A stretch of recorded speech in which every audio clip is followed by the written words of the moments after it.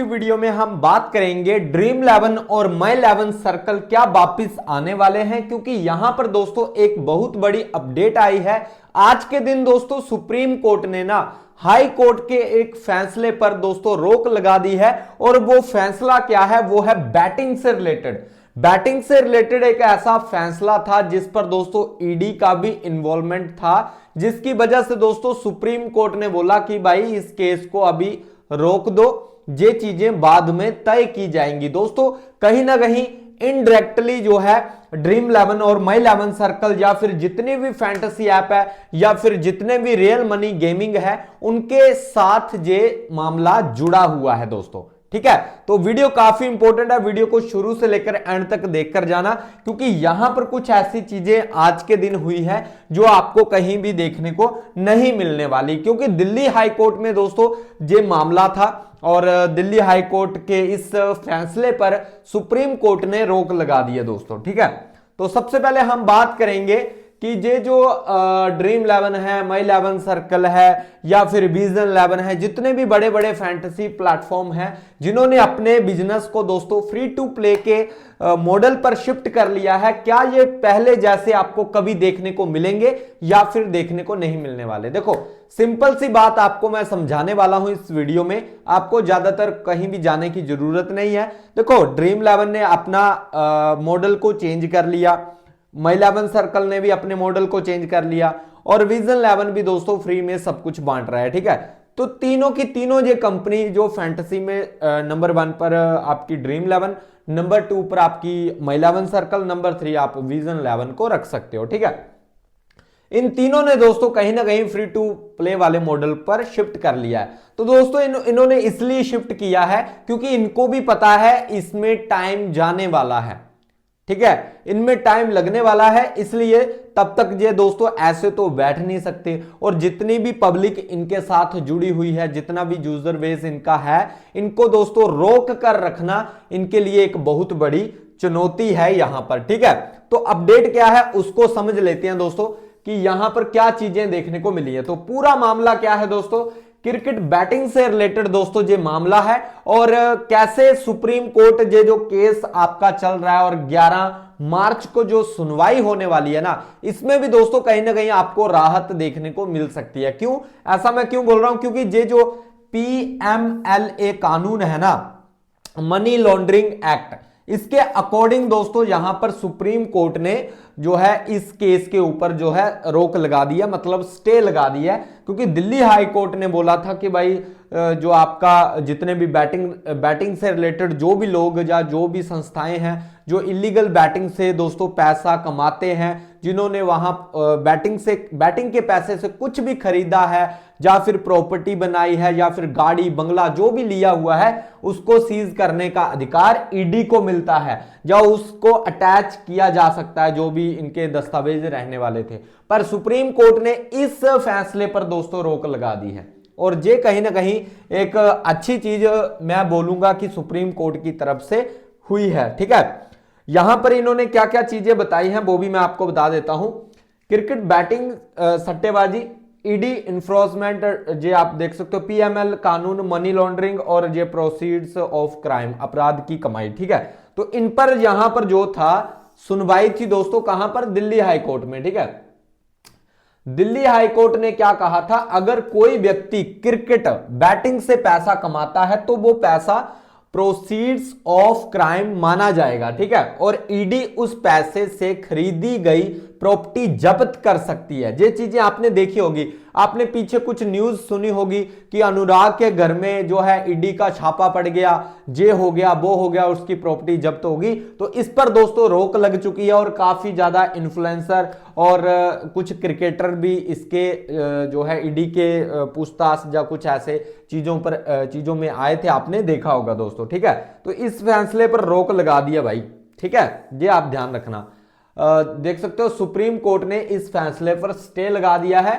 Proceed of crime का मतलब क्या है इसको भी समझ लेते हैं दोस्तों। ठीक है, प्रोसीड्स ऑफ क्राइम का मतलब क्या है, तो PMLA कानून में प्रोसीड्स ऑफ क्राइम, अपराध से कमाया गया पैसा, इसको बोला जाता है। ठीक है, प्रोसीड्स ऑफ क्राइम, जैसे ड्रग्स बेचकर कमाया गया पैसा, ठीक है, उसके बाद आतंकवाद से जुड़ा पैसा, मनी लॉन्ड्रिंग वगैरह, ठीक है, टेरर फंडिंग, ये सारी चीजें जो है आपका आता है। पर जो बैटिंग है वो अलग चीज है दोस्तों, ठीक है। और सुप्रीम कोर्ट ने इसी को देखते हुए यहां पर इस फैसले पर स्टे लगा दी है, ठीक है। और ठगी जैसे फ्रॉड से कमाया गया पैसा, इन पैसों से अगर घर खरीदा है, जमीन ली है या गाड़ी ली है, उसको यहां पर सीज कर सकते थे, ऐसा कुछ ईडी द्वारा उस उन चीजों को जो है ईडी उस प्रॉपर्टी को जब्त कर सकती थी, ठीक है। सवाल यह है कि सट्टेबाजी बैटिंग से कमाया गया प्रोसीड्स ऑफ क्राइम माना जाएगा या नहीं माना जाएगा। सुप्रीम कोर्ट ने ये बात बोल दी है भाई, ठीक है। और ये सबसे बढ़िया किया है सुप्रीम कोर्ट ने, बैटिंग भारत में इलीगल है, लेकिन क्या वो पीएमएल के तहत क्राइम मनी में आता है या नहीं आता है, ठीक है। ये इस चीज पर यहां पर जो है लड़ाई अब चल रही है। दिल्ली हाईकोर्ट ने कहा था हां बैटिंग से आया पैसा क्राइम मनी तो है, इससे ईडी को पावर मिल जाती है कि पैसा सीज करने की, प्रॉपर्टी अटैच करने की, ये सब कुछ दिल्ली हाईकोर्ट ने बोला था। इसमें क्या था कि भाई ईडी के पास बहुत ज्यादा पावर आने वाली थी। क्या आने वाला था?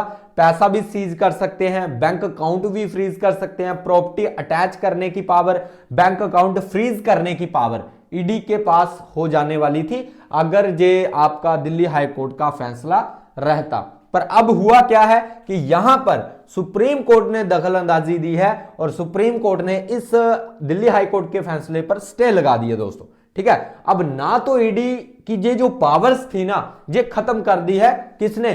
सुप्रीम कोर्ट ने दोस्तों। पैसा सीज करना ये सुप्रीम कोर्ट के हाथ में नहीं रहा दोस्तों अब, ठीक है।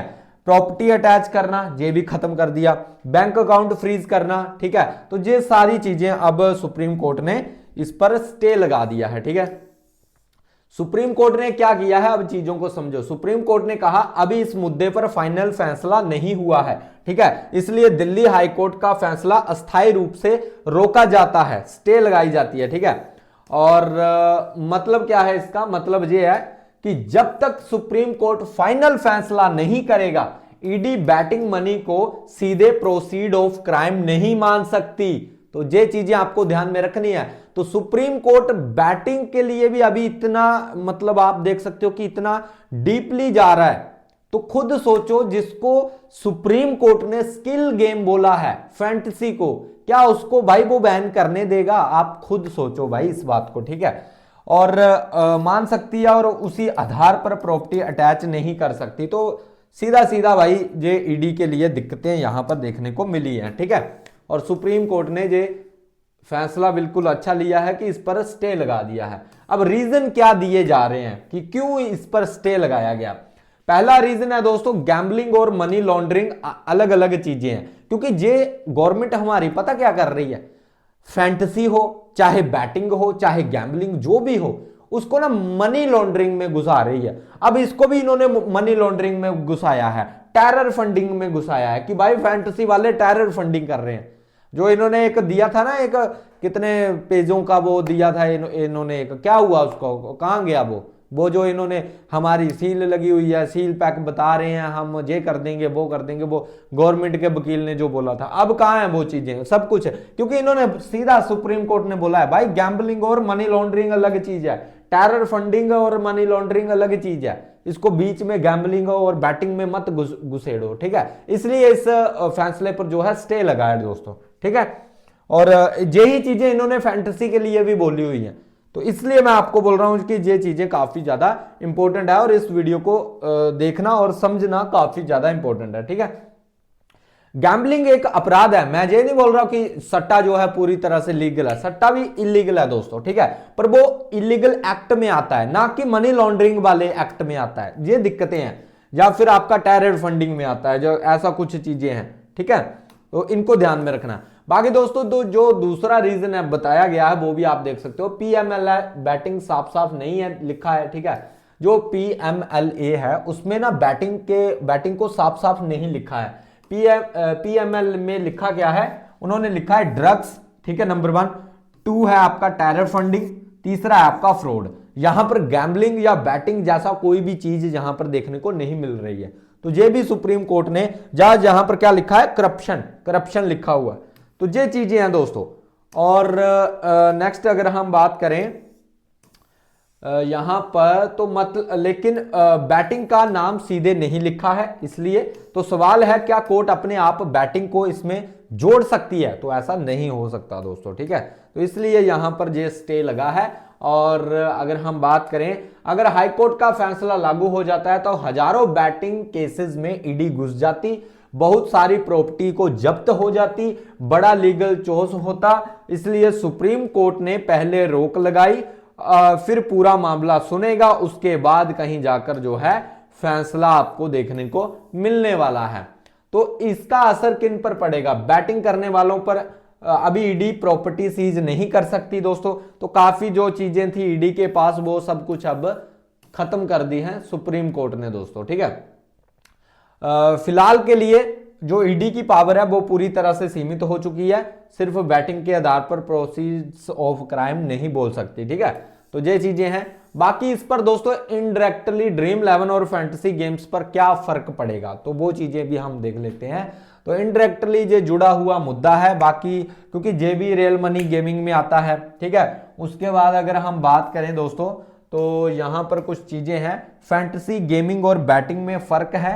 हालांकि देखो जो फैंटेसी गेमिंग है वो अलग चीज है और जो बैटिंग है वो अलग चीज है, ठीक है।